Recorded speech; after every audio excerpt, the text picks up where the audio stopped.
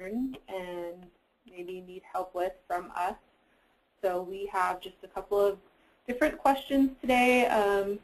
Everyone should be able to have a chance to let us know how they're going. And right now, I think it's a small enough group where here in just 1 second I can unmute everyone and we can kind of, I'll just act as a moderator and go around and you know, let you know when it's your turn to speak, and then we can go from there. So the first thing we can do, and I think this is going to be a little bit difficult because I think we only have one full pairing on here, and it looks like one person in that pairing does not have a mic. So if you don't have a mic, that's perfectly fine. If something's asked of you, if you could just type it in and then I can relay the message to the group, that'll work. And if you have any other questions, just please let me know in that same fashion. All right, so here on my screen is just how the pairings are matched. And we have a goal today just to kind of share, as I mentioned, and go through and talk about how the program is going. And please be very honest if you need more help from IAP2 Canada or IAP2 board members in general. All right, so we'll go ahead and get started with the roundtable discussion here. And if we could start, let's see who's on. We will start with Gay. If you could start us off and just kind of answer the questions that you see here on the screen and tell us how it's going. Sure. Can you hear me? Yep. Okay. So we have sent in our terms of reference, and my protege, Margie, is looking at exploring all the different ways that her career could unfold in this profession. She's looking to meet some experienced practitioners and learn more about the profession, the practice, and potential career paths. So what we've started with is I've provided her with some names of some fellow practitioners in the Calgary area, and she's going to be setting up sort of informational interviews with those people to talk about you know, sort of how they got to be where they are, what path they followed.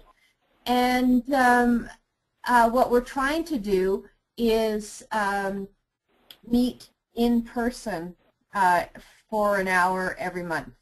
But having said that, it's almost the end of January and we haven't had our January meeting, and that's largely because of my crazy schedule. But we're hoping to have another meeting sometime soon. And so we're focusing on sort of what is the profession and sort of what some career paths might be. Great. Thank you. And it does not, I don't think that Margie's on the call with us today, so we'll leave it at that. All right, and let's see, Michael, if you want to go next. Sure, hi. Can everyone hear me? Hello. Yep, we can hear you. Okay. I don't know if the other Michael's on the line. But, I don't think that he is. Okay. We chatted recently. We met recently. We also met before Christmas, and yes, we did complete and send in our terms of reference. Michael is in public relations and was looking to make sure he was going the right direction in P2, on the P2 side. So how often and what format do you meet? We met via telephone, and we share information by email. It's in Word format, and he creates it, sends it to me for comments and editing, and then we send it back that way. And what are the primary goals? The primary goal is essentially to understand how and where P2 comes into play, and to understand how P2 works within the core values and the core values of IAP2. So he's on the very basic level of trying to, he has lots of P2 experience, he just doesn't realize that there's an organization out there that can help him and put some vetted examples for his use. And that's it. Okay, great. Thanks. And we will go to Terry. Hello, can you hear me okay? We can. Oh, good. All right, so I'm Terry Cook, paired with Inia Mitrovic, and she's in Vancouver. I'm in Calgary.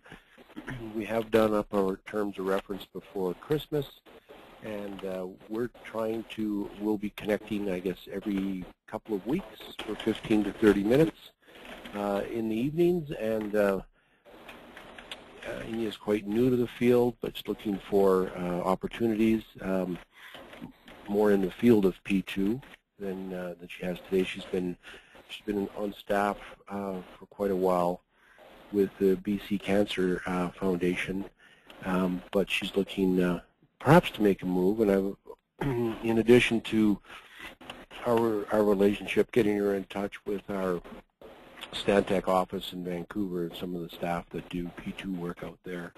So we're just getting going. We've had just the one call. We both had holidays into the new year, so are both back now, and we hope to connect here before the end of the month. Get back on schedule. Okay. And anything to mention on the goals for this? Anything else on that? Well, we have.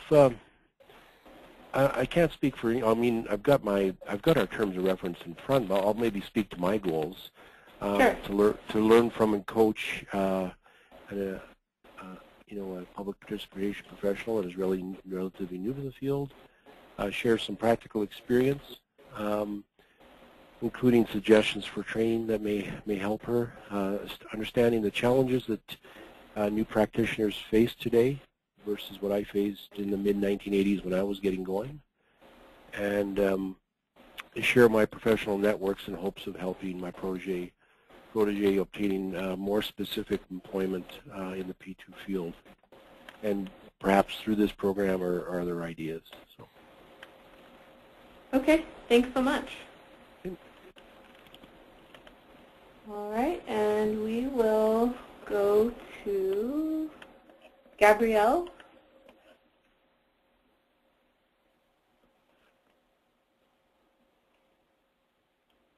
Gabrielle, are you available?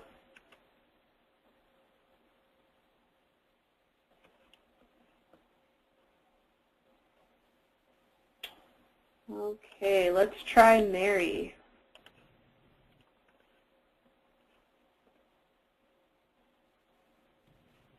Hello?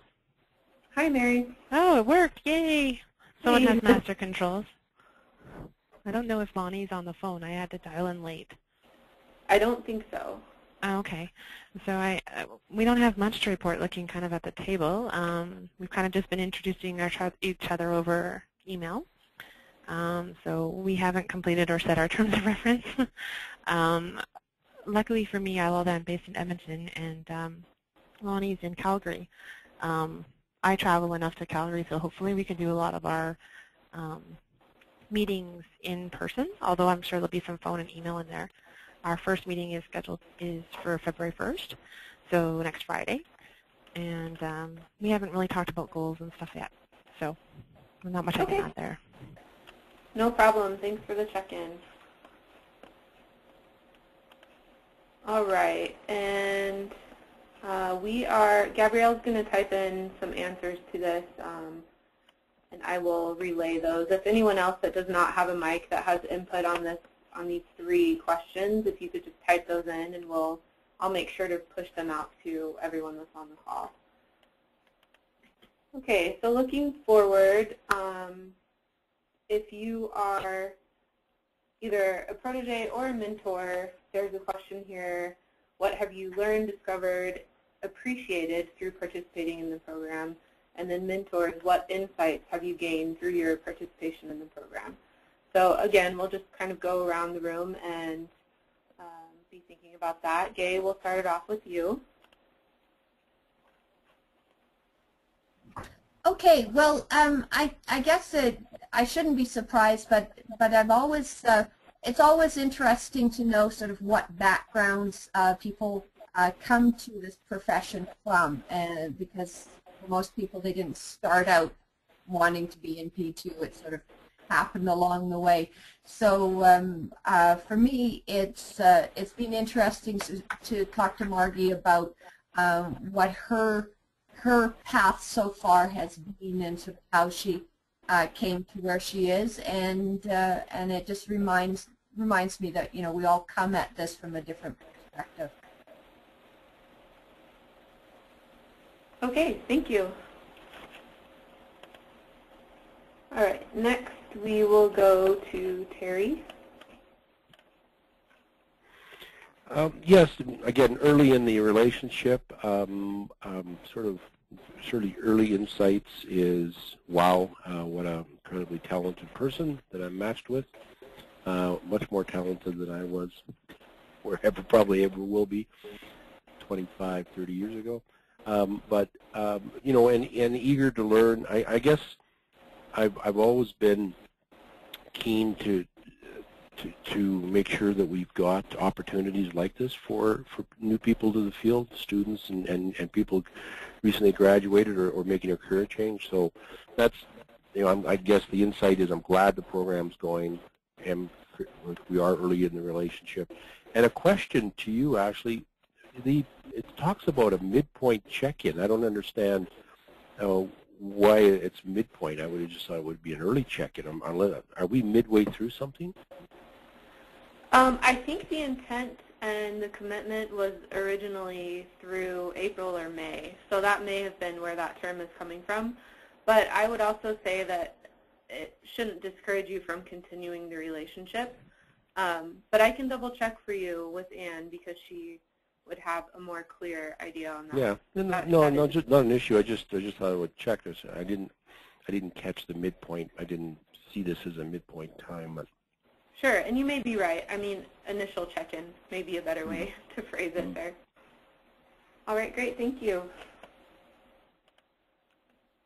And let's go to Michael. Hello. What key insights have I gained? The interesting part is I'm an environmental planner, do development work and a lot of infrastructure approvals, and Michael is in the public relations side on the retail sector. Work he has done quantified as a cross between risk management and corporate social responsibility. So we've taken P2 to that level. You know, some places it's required, some places it's appropriate, I guess is what I should say there. We've also identified we shared many stories, many experiences where P2 was used well or could have been used in a project, and how P2 works within our respective professions. And I think the insight that he provided me was that P2 should be used more, and that perhaps what we need to do, or what he and I need to do, is to use the IAP2 resources as a professional level. What I mean by that is to use the core values, etc., within documents to help make a reference so that they take on more weight and are engaged with more importance. And that's all. Thanks. Okay, thank you. We'll turn it over to Mary. Hello? Hi. Hi, sorry. I missed something. So far, I mean, we're just in the beginning, so I don't think I have much to offer here. Okay, sounds great. Thank you. And Gabrielle and Inya, if you want to type something in. Oh, here comes one thing. So I will push this via the chat feature. This is from Gabrielle. I'll work on pushing that out. All right, so I think I'll just go ahead and hopefully we can, because there's only six or seven of us, I'll just go ahead and unmute everyone if we want to just talk about some of these key points on the screen here. So feel free to put your input in, and we'll go from there. So again, I'm going to go ahead and unmute everyone if someone wants to start.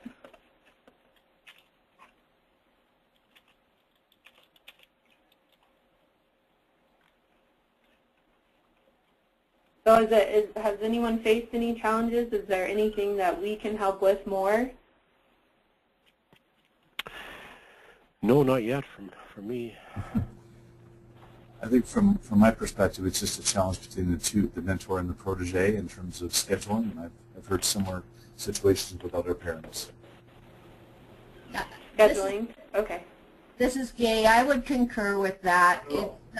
It's trying to get, I mean, it's a challenge for Margie to track me down. Okay. Is there any, I mean, I don't know if there's a real solution to that, but has anybody thought about how they could work towards bettering that?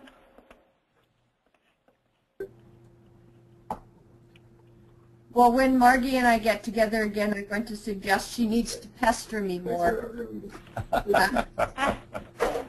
I mean,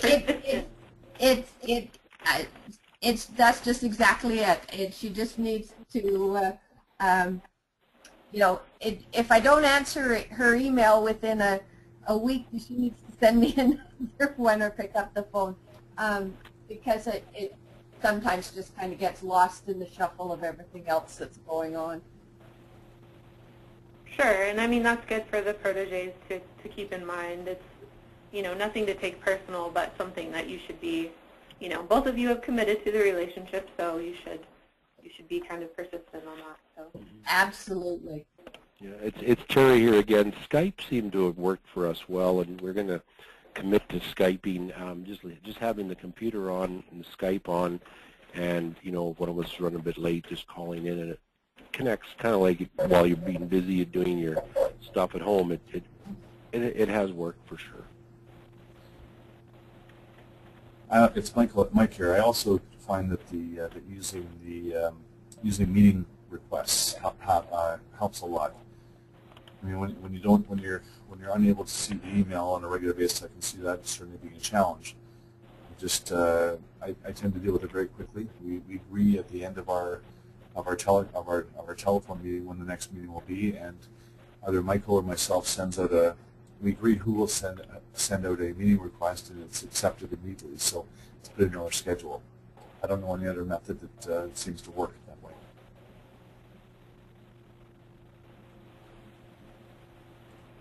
Okay, interesting. Any last thoughts on that? And, you know, there may not Hello, be too sorry, Michael here joining. Oh, hi Michael. Hi, sorry I'm late. There's an inch of snow in Toronto on the ground, so people are paralyzed apparently. It's certainly not like this out east or out west, I'm sure. Send them to Edmonton. Yeah. Exactly. Well, Michael, we were just discussing current challenges that you may have faced as part of the program.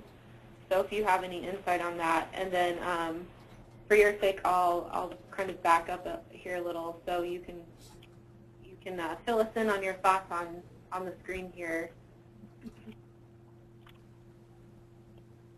Sure. You know, and I'll go forward before I go back, but in terms of challenges, I'm sure Mike's already addressed it, but you know, we had some communication challenges in the beginning, just getting in touch with each other to start with, you know, job changes and communication, email address changes, phone number changes, those kind of things. So, and then it was, you know, finding a time that worked for, you know, for both of us with our schedules. But you know, once we nailed down times, it's you know, it's been better since then. Absolutely.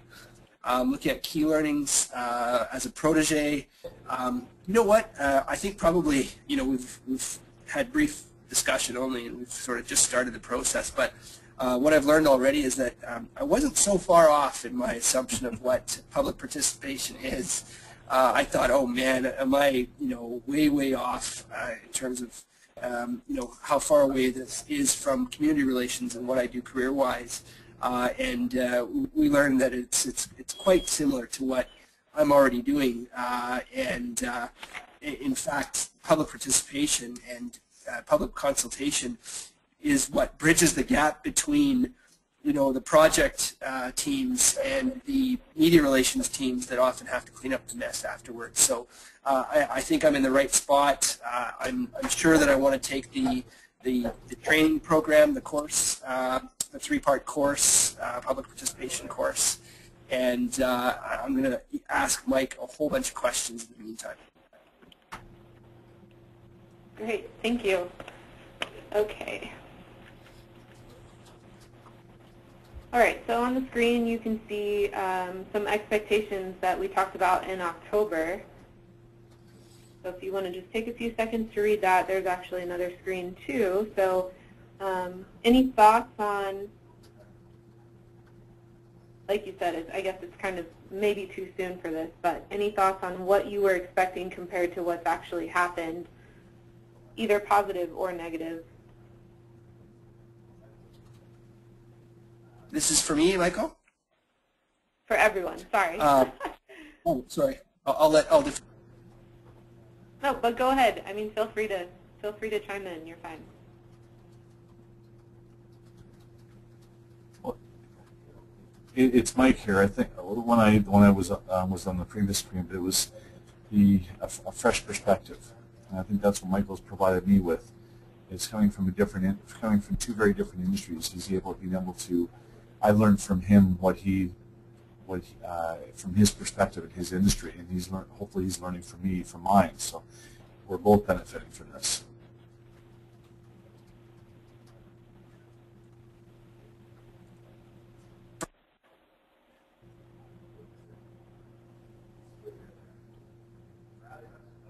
I agree. Sorry, I agree with that. I'll jump in just to segue from what Mike's added. I've always worked with the project planners and have never fully understood things from their perspective.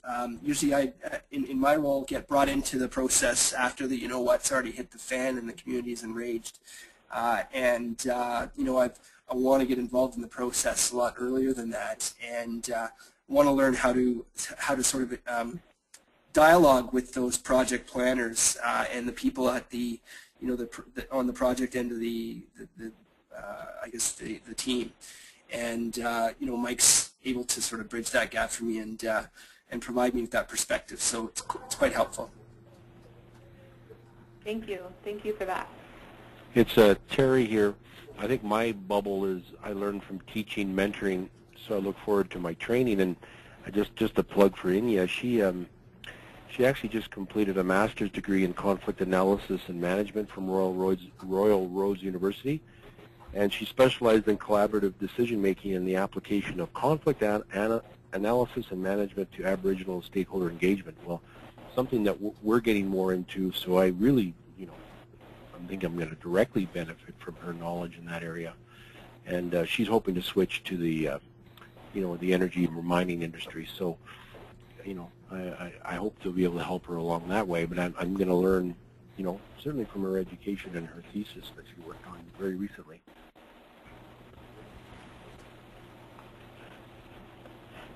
Very neat. And I'm going to push a comment from Inya, so if you'll look in the chat box. So she says, my expectations are certainly being met, if not exceeded. It's great to be under a seasoned professional's wing, so to speak, and to be able to learn from Terry's experience. So that's very nice to hear. All right, any other expectations, comments on this before we move on?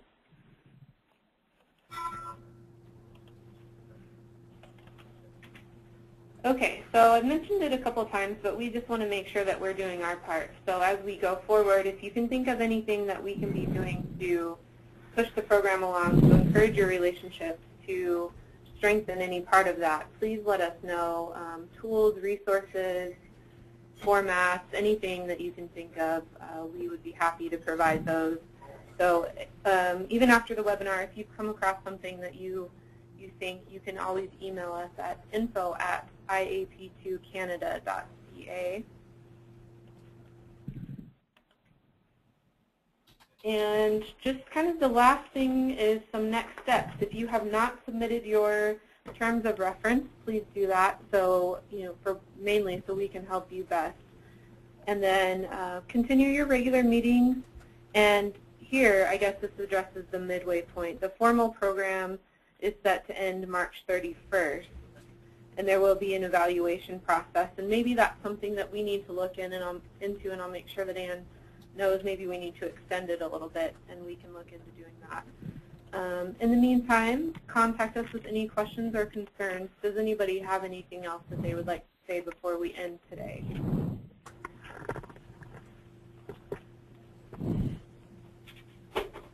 This is Gay. Sorry, Ashley, I just wanted to mention that, having this sort of check-in call for me was a bit of a reminder that I've made a commitment and I need to make sure that I'm committing the time as agreed. And so I really appreciated the IAP2 setting up this this check-in call. Sure, glad to do it. I echo that. I think it's great having check-in. It reminds us, and it's a wonderful process I'm learning from as well. So.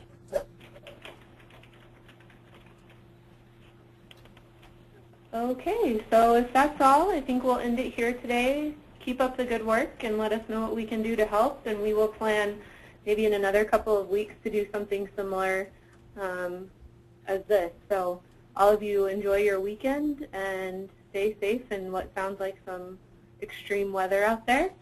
And have a great weekend. We'll talk to you soon. Thanks, Ashley. Thanks very much. Thank you. Take care. Bye. I know.